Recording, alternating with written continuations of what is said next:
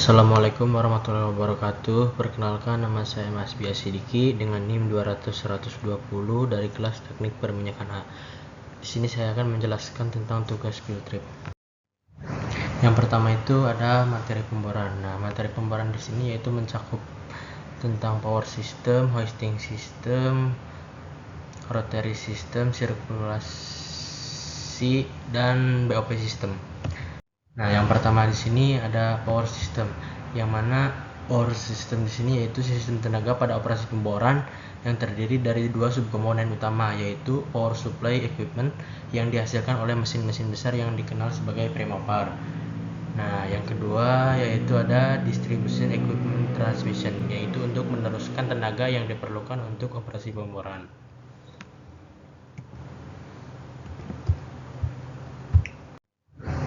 Lalu yaitu fungsi utama dari premopper di sini adalah untuk mendukung seluruh sistem lainnya dengan menyediakan suatu sumber tenaga yang diperlukan dalam operasi pemboran. Letak premopper di sini yaitu tergantung pada sistem transmisi yang digunakan dan ketersediaan ruang. Umumnya premopper terletak di bawah rig dan di atas lantai bor dan di samping atau di sisi rig. Tenaga yang dihasilkan oleh suatu premopper harus disalurkan ke bagian-bagian pekerjaan utama dari sistem pemboran. Lalu yaitu cara kerja premopper di sini dan transmission, yaitu premopper dibagi menjadi dua, yaitu ada premopper diesel yang mana mekanisme alat ini yaitu engine menghasilkan tenaga untuk memutar dan melalui penghubung chain yang menggerakkan sistem pemboran lainnya. Lalu ada premopper gas, yaitu mekanisme alat ini sama dengan generator diesel, hanya saja berbahan bakar gas. Alat ini mengubah energi gerak atau energi mekanik menjadi energi listrik. Nah, ini ada beberapa spesifikasi dari premopper gas dan diesel. Untuk yang di atas itu yaitu spesifikasi dari premopper gas, dan yang di bawah itu premopper diesel. Nah, selanjutnya yaitu ini ada spesifikasi transmisi pada power system, yaitu untuk yang atas yaitu spesifikasi transmisi elektrik dan yang bawah itu transmisi mekanik. Nah, untuk permasalahan di sini pada power system yaitu jika menggunakan premopper gas secara berlebihan maka akan mencemari lingkungan karena efek gas rumah kaca, dan jika menggunakan premopper diesel yang tidak beraturan maka premopper diesel akan cepat rusak karena ia menggunakan premopper tidak sesuai prosedur pemboran dan akan berpengaruh terhadap semua sistem pemboran lainnya. Nah, selanjutnya yaitu materi hoisting system. Hoisting system di sini yaitu merupakan salah satu komponen peralatan pemboran yang berfungsi untuk memberikan ruang kerja yang cukup untuk pengangkatan dan penurunan drill string. Sistem pengangkatan di sini memegang peranan penting, mengingat bahwa sistem ini adalah sistem yang mendapat atau mengalami beban paling besar, baik secara vertikal maupun beban horizontal. Nah, sistem pengangkatan ini juga terdiri dari dua subkomponen, yaitu ada struktur penyangga atau supporting structure dan ada hoisting equipment. Nah, untuk struktur penyangga di sini atau supporting structure yaitu ada beberapa bagian. Yang pertama itu ada substructure, adalah konstruksi kerangka baja sebagai platform yang dipasang langsung di atas titik bor. Lalu ada lantai bor yang merupakan bagian penting dalam melakukan kegiatan pemboran atau karena termasuk titik nol pemboran dimulai. Lalu ada menara pemboran atau kita bisa disebut juga sebagai rig. Nah, untuk peralatan pengangkatan atau bisa disebut hoisting equipment, yang pertama itu ada drawalk yang merupakan otak dari semua unit pemboran, karena melalui drawalk ini untuk mengatur semua operasi pemboran. Sebenarnya drawalk ini merupakan suatu sistem transmisi yang kompleks. Lalu ada overhead tools, yang mana serangkaian peralatan yang menunjang operasi pemboran. Overhead tool terdiri dari crown block, trapping block, hook, dan elevator. Lalu yang ketiga itu ada drilling line yang berada di dekat drawalk. Drilling line ini yaitu menghubungkan semua komponen dari sistem pengangkatan. Nah, fungsi dan cara kerja struktur penyangga. Yang pertama itu struktur penyangga atau rig adalah konstruksi menara baja yang ditempatkan di atas titik bor yang berfungsi untuk menjaga peralatan pemboran. Struktur penyangga di sini yaitu terdiri dari substruktur, lantai bor, dan menara pemboran atau drilling tower yang ditempatkan di atas titik bor dan lantai bor. Nah, substruktur di sini mempunyai fungsi yaitu memberikan ruang kerja bagi peralatan dan para pekerja di atas dan di bawah lantai bor. Tinggi substruktur di sini yaitu ditentukan oleh jenis rig dan ketinggian dari blowout preventer. Yang kedua yaitu lantai bor yang berfungsi untuk menampung peralatan pemboran yang kecil maupun yang besar dan tempat berdirinya para driller atau orang yang bekerja. Yang dari lantai bor di sini yaitu ada susunan yang pertama yaitu ada rotary table, rotary drive, drawalk, driller console, make up and breakout tong, lalu ada muzzle, red hole, doghouse. Nah, untuk alat-alat kecilnya itu ada pipe ram, catwalk, hydraulic cage. Nah, fungsi utama menara pemboran adalah untuk mendapatkan ruang vertikal yang cukup dan menaikkan dan menurunkan rangkaian pipa bor dan casing ke dalam lubang bor selama operasi pemboran berlangsung. Lalu ada fungsi dan cara kerja peralatan pengangkatan. Yang pertama itu fungsi utama dari drawalk yaitu meneruskan tenaga dari prime mover dan meneruskan tenaga dari mover ke rotary drive dan meneruskan tenaga dari prime mover ke cathead untuk menyambung atau melepas bagian-bagian rangkaian pipa bor. Nah, komponen utama dari drawalk yaitu ada revolving drum, braking system, rotary drive, cathead. Yang kedua yaitu ada overhead tools, yang mana terdiri dari crown block yang berfungsi untuk melilit tali pemboran. Yang kedua ada traveling block yaitu yang berfungsi sebagai blok yang bergerak naik turun. Untuk mengangkat hook block yaitu ada hook yang berfungsi untuk menggantungkan swivel dan rangkaian pipa bor selama operasi pemboran berlangsung. Lalu ada elevator yang berfungsi untuk menjepit dan memegang drill pipe dan drill collar. Selanjutnya permasalahan pada hoisting system yaitu jika berat beban tidak sesuai dengan kekuatan alat, maka alat tersebut akan cepat rusak. Seperti drilling line akan cepat putus, hook akan membuka akibat terlalu berat beban. Lalu ada traveling block di sini akan cepat aus karena ia mengangkat berat beban yang terlalu berat. Nah, selanjutnya yaitu ada rotating system yang dimana kumpulan komponen yang berfungsi untuk memutar drifting selama operasi pemboran berlangsung.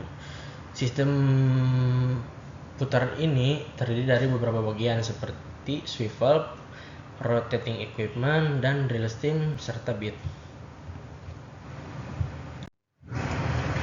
Lalu ada fungsi swivel yaitu untuk memberikan kebebasan pada rangkaian pipa bor untuk berputar, lalu sebagai penghubung antara rotary hose dengan keli, menghubungkan drill stem ke sistem pengangkatan.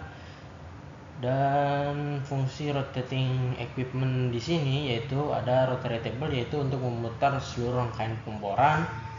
Master bushing, alat ini menjadi tempat kedudukan salah satu dari alat-alat perlengkapan seperti keli atau rotary slip. Lalu ada rotary slip. Untuk alat ini untuk menggantung rangkaian pemboran pada rotary table di saat keli dilepas. Nah, jika pada sumur sekarang yaitu dia tidak menggunakan rotary table tetapi ia menggunakan top drive. Nah, fungsi dan cara kerja dari drill stream dan bit. Nah, fungsi drill stream di sini yaitu ada beberapa bagian yaitu ada keli sebagai penerus putaran, drill pipe untuk menghubungkan keli dengan drill collar dan memberikan rangkaian paling panjang pada pipa bor sehingga dapat menembus formasi yang lebih dalam dan meneruskan putaran dari meja putar meneruskan aliran lumpur dari swivel ke mata bor. Lalu ada drill collar yang berfungsi sebagai pemberat dan membuat agar putaran rangkaian pipa bor stabil, memperkuat bagian-bagian bawah rangkaian pipa bor untuk mampu menahan puntiran. Lalu di sini ada fungsi beat, yaitu untuk menghancurkan dan menembus formasi dengan cara memberi beban pada mata bor. Jenis-jenis mata bor yaitu ada drag beat, rock beat, atau diamond beat, dan lain-lain. Permasalahan pada rotating system yaitu jika tidak menggunakan alat yang sesuai dengan kebutuhan untuk melakukan pengeboran pada suatu sumur, yaitu alat tersebut akan mengalami kerusakan seperti dragnya bengkok, mata bornya akan cepat rusak, dan bahkan jika alat ini tidak sesuai maka akan merusak formasi juga. Lalu ada sirkulasi sistem atau sistem sirkulasi yang merupakan salah satu sistem yang memegang peran penting dalam operasi pemboran. Tugas utamanya adalah untuk membantu sistem putar dalam melakukan pemboran dengan menyediakan perlengkapan yang sesuai untuk mengatur bahan-bahan lumpur dan tempat kerja untuk mempersiapkan atau merawat dan mengganti fluida pengeboran. Sistem sirkulasi ini tersusun oleh 4 subkomponen. Yang pertama yaitu ada lumpur pengeboran, tempat persiapan, peralatan sirkulasi, dan tempat pengkondisian lumpur. Nah, untuk spesifikasi dari sistem sirkulasi yaitu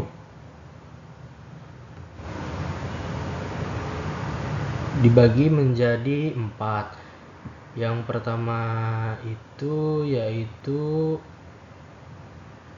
lumpur pengeboran, lalu bisa ada tempat persiapan, preparing area, lalu yang ketiga yaitu peralatan sirkulasi, yang keempat itu tempat pengkondisian lumpur atau conditioning area.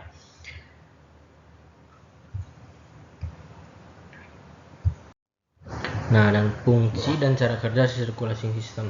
Nah, untuk fungsi dari lumpur pengeboran di sini yaitu untuk mengangkat cutting ke permukaan, mengontrol tekanan formasi, mendinginkan dan melumasi bit, memberikan mud cake, dan menahan cutting saat sirkulasi dihentikan.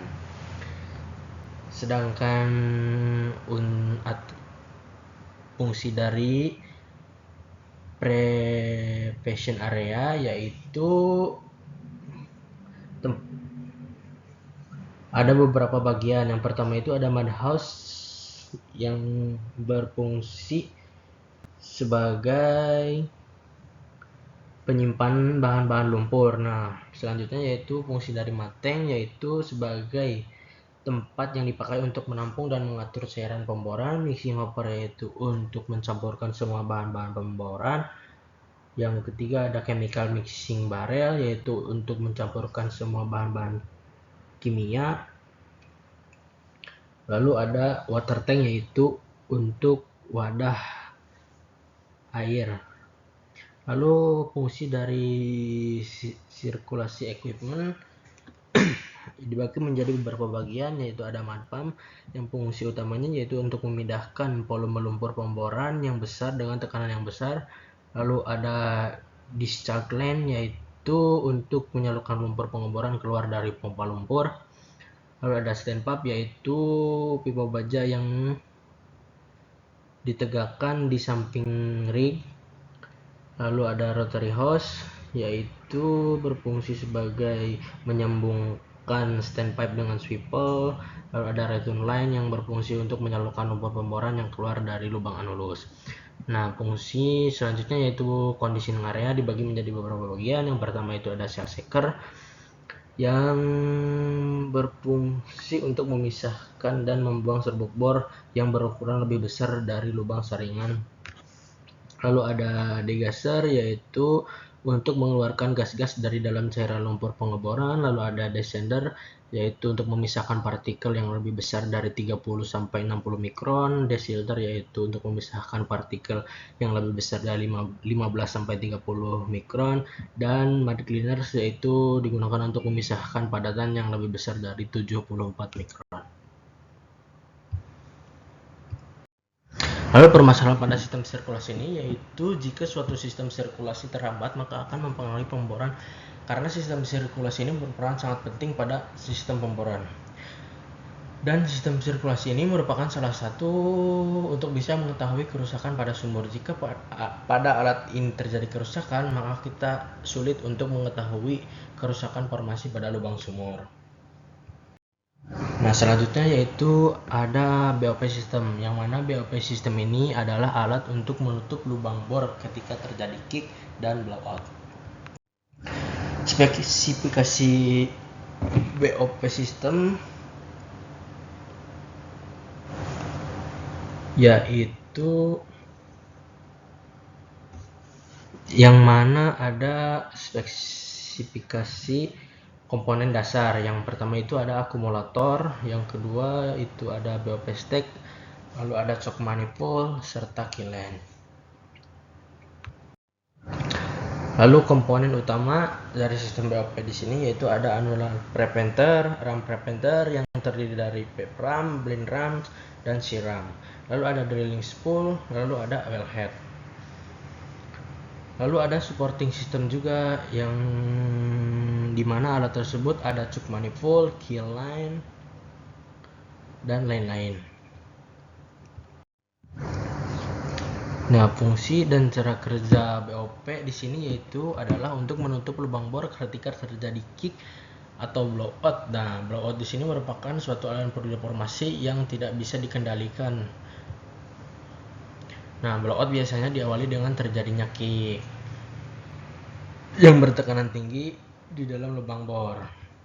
Nah, untuk cara kerja BOP sendiri yaitu untuk menutup lubang pada saat terjadi blowout, yang mana terdapat beberapa ram seperti PIP ram, BIR ram, dan C-ram untuk menutup lubang sumur ketika terjadi semburan liar atau blowout.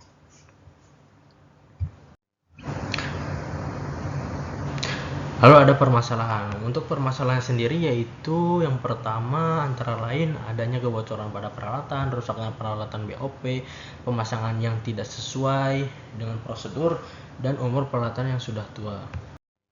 Nah, selanjutnya di sini saya akan menjelaskan tentang materi produksi. Pertama itu ada pompa ESP yang bisa kita sebut yaitu electrical submersible pump, yang mana terdiri dari impeller dan diffuser yang bergerak secara sentrifugal dengan penggerak motor untuk mengalirkan fluida. Nah, fungsi dan cara kerja pompa PSP yaitu untuk mendorong fluida dari reservoir hingga permukaan dengan metode lanjutan, yaitu dengan menggunakan pompa PSP. Prinsip kerja pompa PSP yaitu fluida memasuki pompa lalu masuk ke impeller yang berputar secara tersentral, kemudian diarahkan secara tangensial ke diffuser yang statik. Seterusnya fluida masuk ke dalam impeller dan diffuser pada step berikutnya. Nah, jumlah impeller yang akan menentukan besarnya head pompa. Lalu ada spesifikasi pompa ESP. Ini beberapa spesifikasi dari pompa ESP dengan berbagai seri serta diameter dan kapasitas minyak yang bisa diproduksikan untuk menggunakan seri pompa ESP tersebut. Nah, permasalahannya yaitu terdiri dari kabel listrik yang merupakan titik paling lemah dari sistem ini. Fleksibilitas rendah untuk mengantisipasi perubahan PI sumur karena seluruh peralatan berada di dalam sumur dan bersifat mekanikal sehingga perawatan tidak bisa dilakukan. Dan bila terjadi shutdown perlu waktu lama untuk pergantian. Lalu ada problem scale gas, viskositas tinggi serta temperatur tinggi, efisiensi rendah bila sumur GOR tinggi. Lalu ada kapasitas pompa dibatasi oleh ukuran casing. Selanjutnya yaitu ada PCP atau kita bisa sebut progressive cavity pump, yaitu jenis pompa putar yang terdiri dari dua komponen utama yaitu rotor dan stator. Nah, untuk prinsip kerja PCP yaitu dengan menggunakan prinsip ruang yang bergerak ke atas membawa cairan. Untuk hal ini digunakan rotor yang meliuk yang diputar di dalam stator yang meliuk pula. Lalu ada progressive cavity pump yang bekerja untuk mengendalikan dua elemen utama yang telah dijelaskan seperti di atas. Adapun motor drive sebagai premover sebagai penggerak, fluida mengalir ke dalam stator dan terus mengalir hingga tubing. Nah, fungsi PCP yaitu baik diaplikasikan pada sumur yang mengandung pasir dan bisa mengatasi problem minyak parafin dan cocok untuk mengangkat minyak berat. Ada spesifikasi pompa PCP yang mana bisa dispesifikasikan menjadi dua tipe, yaitu ada tipe tubular PCP dan tipe insertable PCP. Lalu permasalahan pada PCP yaitu laju produksi terbatas terhadap kedalaman, tidak sesuai untuk sumur-sumur yang fluidanya bersifat parafin, tetapi dia juga bisa mengatasi parafin. Lalu elastomer tidak hanya tahan terhadap cairan yang bersifat asam atau banyak hasilnya dan sumur yang H2S tinggi. Nah, yang ketiga yaitu ada pompa SRP yang mana kita bisa sebut juga sucker pump, yang merupakan suatu unit yang mengubah gerak putar menjadi gerak naik turun untuk mengangkat suatu minyak ke atas permukaan untuk diproduksikan. Lalu prinsip dan fungsi cara kerja ISP yaitu prinsip kerja SRP adalah mengubah gerak putar dari premopper menjadi gerak naik turun oleh pumping unit, kemudian diteruskan oleh sucker string sampai ke subsurface.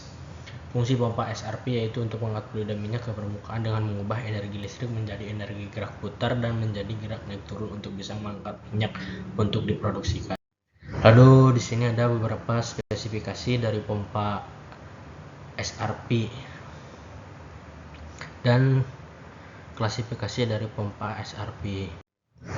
Nah, untuk permasalahan pada pompa SRP yaitu berat dan membutuhkan tempat luas, transportasinya sulit, kurang cocok untuk sumur miring atau offshore, akan membutuhkan unit yang besar untuk laju produksi yang besar dan sumur yang dalam.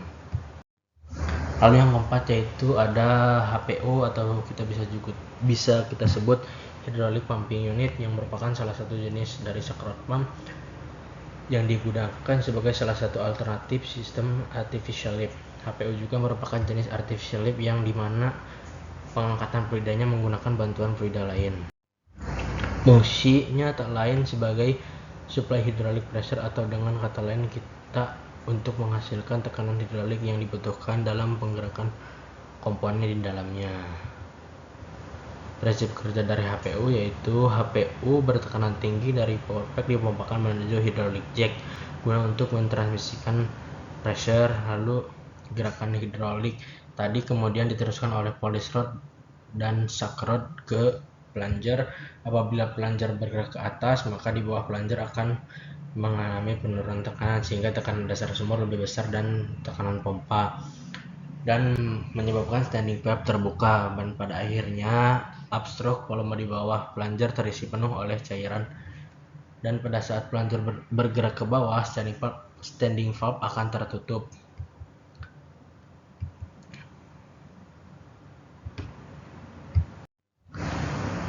Lalu selanjutnya ada spesifikasi pompa HPU. Ini ada beberapa spesifikasi dari pompa HPU.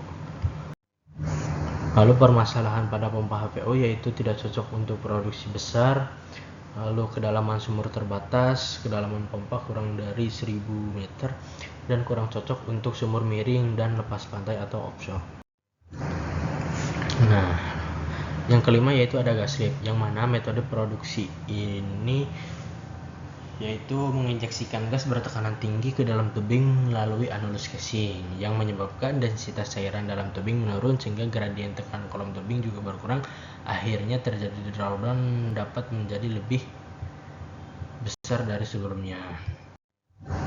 Nah, untuk fungsi dan cara kerja gas lift yaitu dibagi menjadi dua, yaitu ada metode continuous flow, yaitu merupakan suatu sistem sumur buatan gas lift dengan menginjeksikan gas ke dalam sumur secara terus-menerus, dan ada intermittent flow, yaitu ada metode siklus produksi yang dimana antara periode produksi dengan periode penutupan ditentukan secara berurutan dan masing-masing periode waktu ditentukan. Nah, fungsi dari gas lift yaitu untuk mengangkat fluida produksi ke permukaan dengan bantuan memasukkan gas bertekanan tinggi ke dalam tubing melalui anulus.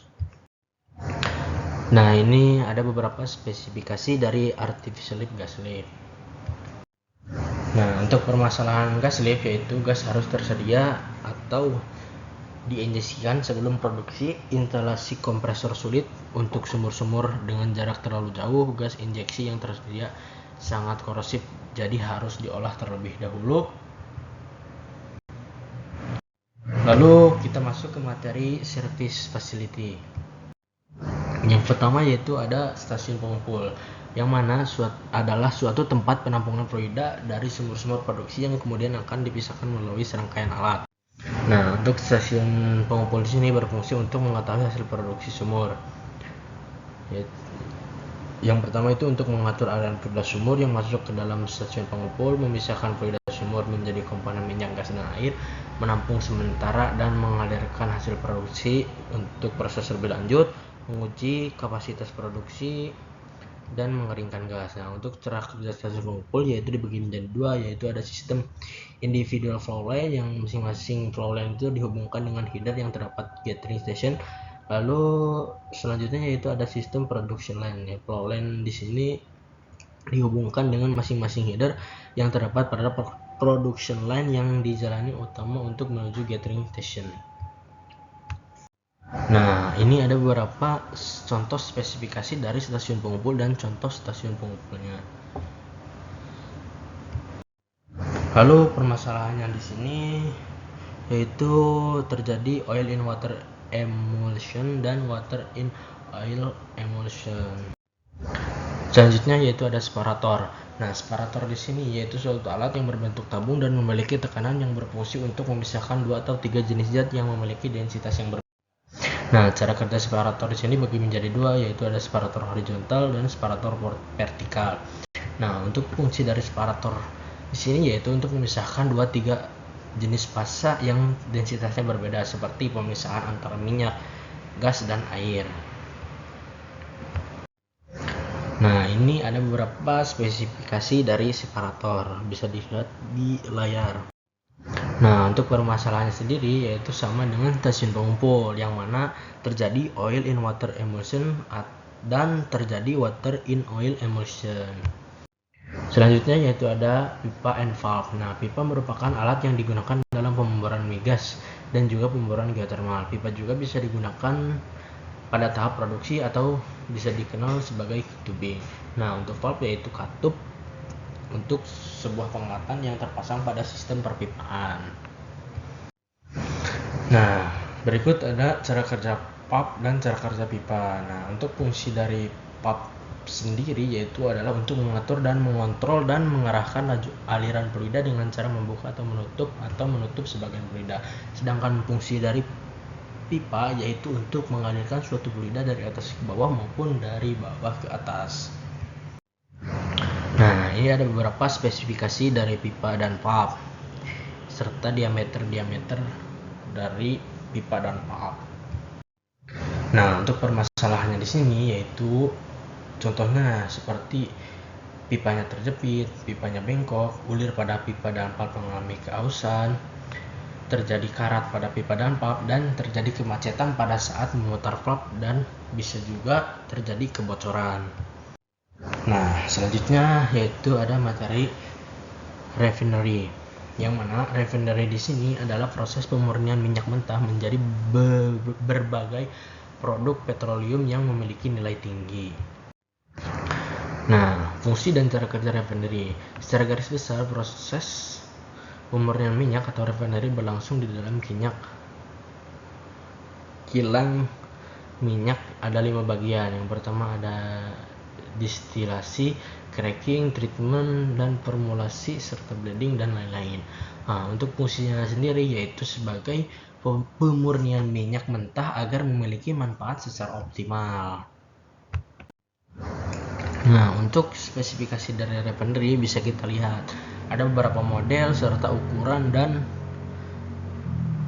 kekuatan serta banyaknya waktu yang diperlukan untuk mengubah pemurnian minyak mentah. Nah, untuk permasalahan pada refinery yaitu bisa terjadinya kebakaran karena ada kebocoran pada suatu pipa ataupun kilang. Sekian presentasi dari saya, mohon maaf bila ada kesalahan. Wassalamualaikum warahmatullahi wabarakatuh.